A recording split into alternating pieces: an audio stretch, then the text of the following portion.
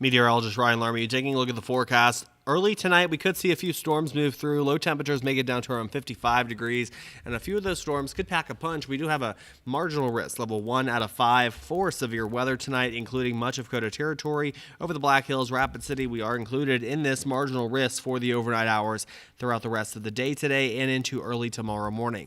As you head out the door tomorrow to head to work, we could see a stray shower or two still lingering in the forecast. Like I said, temperatures getting down to around 55 degrees tonight, and then temperatures warm back up into the 60s by 8 and 9 o'clock in the morning.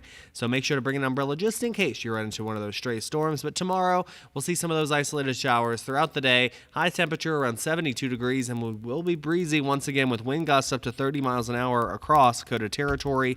So unfortunately, the wind isn't dying down for us at all. We do have winter weather advisories for the Bighorn Mountains in Sheridan County, Wyoming. 4 to 8 inches of fresh powder could be falling above 7,000 feet, and wind gusts expected to be above 45 miles an hour in those locations too. Could cause some low visibilities on some of the passes through the Bighorn Mountains. Burgess Junction included in this winter weather advisory. Let's plan everything out on Futurecast. The hour-by-hour forecast showing those storms after sunset tonight could be firing up and moving through parts of KOTA Territory in that marginal risk area. Could pack a punch too. But by tomorrow afternoon and evening, we're seeing a few of those isolated showers, mainly on the South Dakota plains by the afternoon and evening hours. But by Thursday, we're talking about more moisture, especially in western South Dakota. We're having the best chance for rainfall then in much of the region. And by the time we're getting to Friday, we are starting to see those showers a little more sporadic throughout the area. Some mixed sun and mixed clouds throughout the day there on your Friday to end off the work week. But over the next 7 days, we have great chances for rainfall, and this is going to be very beneficial moisture. 2 to 3 inches possible in and around the Black Hills.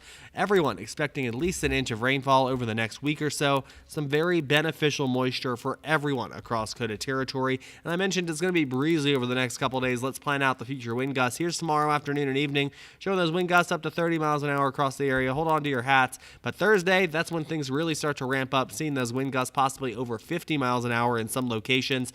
That's the day we're going to want to tie down that furniture outside near your house. By Friday, we're still seeing those gusts up to 40 miles an hour. Breezy conditions are continuing through the end of the work week, but die down for the weekend. Tonight, we're drying by the morning, but we do have the early storms possible in and around the Black Hills. 40s and 50s are likely across the area, but for tomorrow, for your Wednesday, temperatures make it back into the 60s and 70s.